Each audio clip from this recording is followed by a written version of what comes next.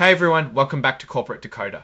Today we're diving into Madison Square Garden Sports' latest report, and trust me, it's more than just box scores and game highlights. It's a story of how teams and media deals are colliding, so buckle up, it is going to be an interesting ride. And first, let's dive into the heart of the matter. What's really going on with the company's money? Let's take a peek at the balance sheet, which is basically a snapshot of what the company owns and owes. As of March 31, 2005, Dali had about 96 million cash and cash equivalents. This is their readily available money. They also have about $24 million in debt. This shows how much they need to pay back soon, but where the money is coming from to operate.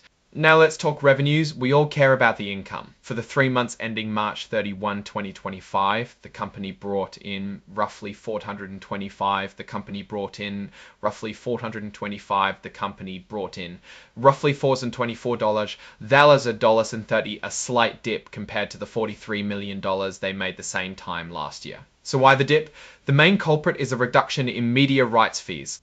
That number is the revenue they get from TV deals. You can see $129 million in 2025 and $139 million last year. That's a $16 million difference. Looking at expenses, their direct operating costs jumped up to $316 million, a pretty big increase from $273 million. So they earned less but had to pay more. Is that good? Probably not.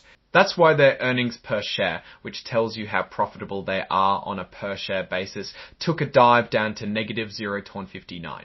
Last year, it was a positive 1.58. Yikes. So revenues are slightly down, expenses are way up, and overall profit is deep in the red. What is happening? Let's dig a little deeper.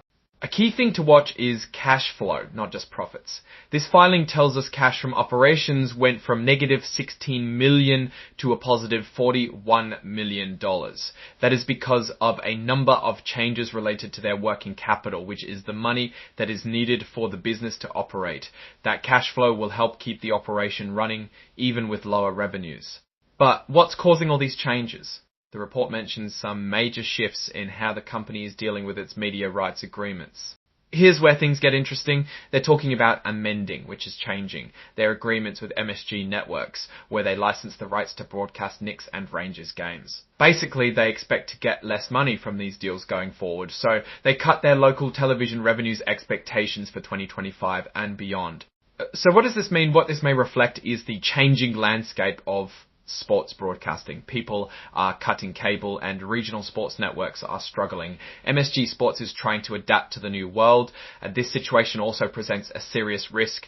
If MSG Networks were to go bankrupt and dump its media rights agreements, MSG Sports would lose a significant revenue stream. They say they would try to find other ways to show the games, but that's not a guarantee. Let's talk a little more about how sports teams can't just change team members without consequence. Looking at pages of liabilities, there's an interesting line item to notice.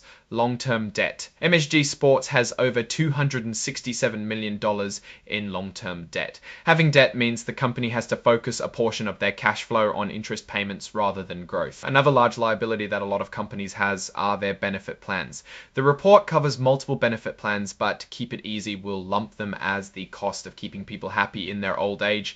They are paying benefits as well as making payments in shares, also known as restricted stock units, in short RSUs. These payments of stock are costing the company a bit of money, a total of $14 million in value to be exact. One way companies offset things such as the payments with RSUs is that MSG has the right to buy back the company's own stock. They own $185 million. This can increase the value and stability for remaining shareholders. I teared into some of the boring corporate stuff. The company is involved in a few lawsuits, but nothing too serious that would derail their business. And while lawsuits are always a risk, it looks like MSG Sports is ready to fight whatever comes their way.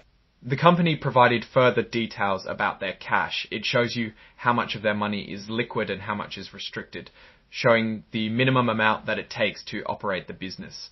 Now that we've decoded this report, what's the real story here? It appears MSG Sports is navigating a changing media landscape, and it's not that easy. While revenues are slightly up, their profit took a hit due to rising expenses and a reduced revenue forecast. It is clear that their reliance on revenue from regional sports network, MSG, could be at risk if their media partner does not work out the restructuring agreement. What's your take on these numbers and what they signal for the company's future?